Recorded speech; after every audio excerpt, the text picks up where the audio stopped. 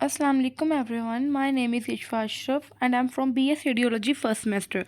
Today my presentation topic is posterior pituitary gland. तो आज का जो हमारा टॉपिक है जिस पे हम डिस्कशन करेंगे वो है posterior pituitary gland. जैसा कि आप सब लोग जानते हैं pituitary gland की two divisions होती हैं. The first one is anterior pituitary gland and the second one is posterior pituitary gland. तो हम जो आज पढ़ रहे हैं वो है पोस्टीरियर पिट्यूटरी ग्लैंड. अब पोस्टीरियर पिट्यूटरी ग्लैंड के 3 पार्ट्स होते हैं. पार्ट्स नर्वोसा जिसे हम इन्फंडिबुलर प्रोसेस भी बोलते हैं, न्यूरल स्टॉक जिसको हम इन्फंडिबुलर स्टेम भी बोलते हैं, और मीडियन एमिनेंस. जैसा कि आपको ये इमेज में दिखाई दे रहा होगा, यहाँ पे मैंने पिट्यूटरी स्टॉक मैंने यहाँ पे इसके सारे पार्ट्स का मेंशन किया हुआ है. तो आपको ये पार्ट्स नर्वोसा भी दिखाई दे रहा होगा, पिट्यूटरी स्टॉक भी दिखाई दे रहा होगा. ठीक है, ये इसके पार्ट्स हैं.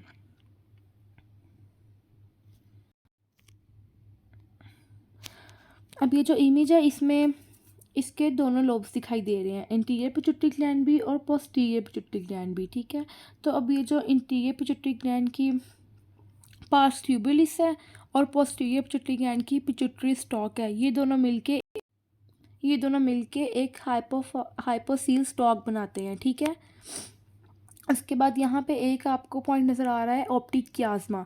ये कहाँ होता है? ये ब्रेन की बेस में लोकेटेड होता है, एंटीरियर पे, और इन्फीरियर होता है. ये एंटीरियर एंड इन्फीरियर ब्रेन के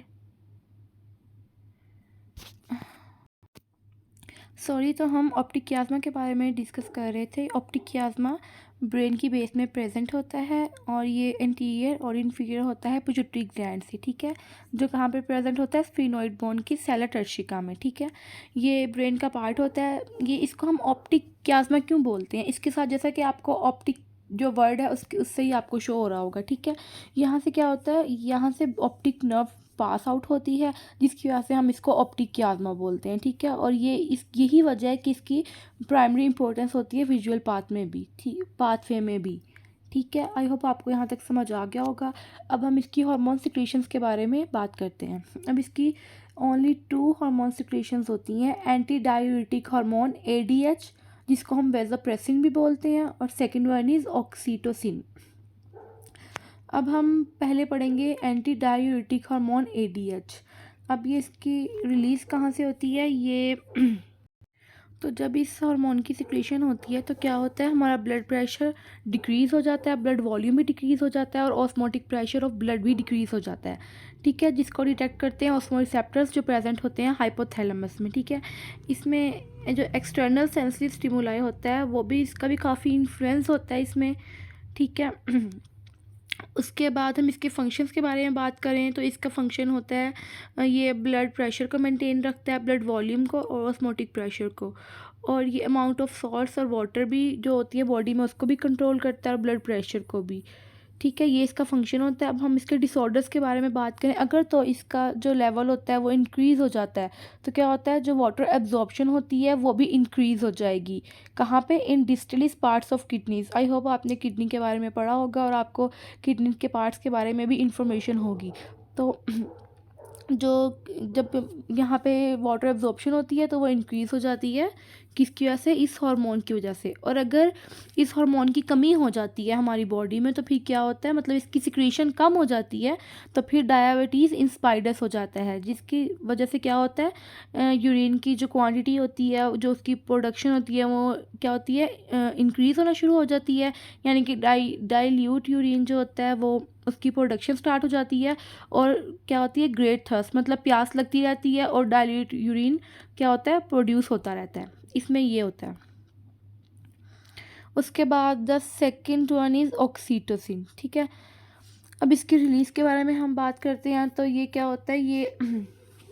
ये करता है डिस्टेंशन ऑफ सर्विक्स को स्टिमुलेट करता है. ठीक है, ये हमारे जो ब्लड में प्रोगेस्टेरोन का जो लेवल होता है उसको डिक्रीज़ करता है, और पार्चुरेशन और सक्लिंग के टाइम पे ये न्यूरल स्टिमुलाई को एक्टिव कर देता है. उसके बाद अगर हम इसके फंक्शंस के बारे में पढ़ते हैं तो इसका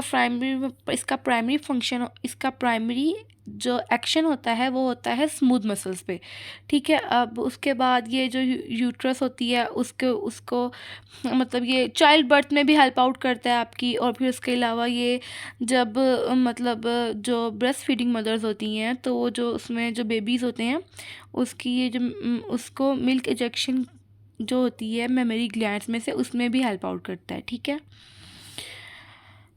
और इसके जो डिसऑर्डर्स हैं, इसके डिसऑर्डर्स बहुत रेयर हैं। इसका जो मोस्ट कॉमन काज होता है वो होता है ये जो ऑक्सीटोसिन लेवल होता है ना लोअर देन नॉर्मल, वो पेन हाइपोपिट्यूटरिज्म होता है। ये एक ऐसी कंडीशन होती है जिसमें जो आपका हार्मोन का लेवल होता है ना पिट्यूटरी ग्लैंड में वो रिलीज़ होता है बिलो नॉर्मल, ठीक है, मतलब कम रिलीज़ होना शुरू हो जाता है। और ये किससे लिंक करता है? ऑटिज़म स्पेक्ट्रम डिसऑर्डर से और डिप्रेसिव सिम्टम्स, यानी कि इससे आपको डिप्रेशन के सिम्टम्स भी शो हो सकते हैं, ठीक है। आई होप आपको आज का ये टॉपिक समझ आ गया होगा। बाकी थैंक यू सो मच, अपना ख्याल रखें, अल्लाह हाफिज़।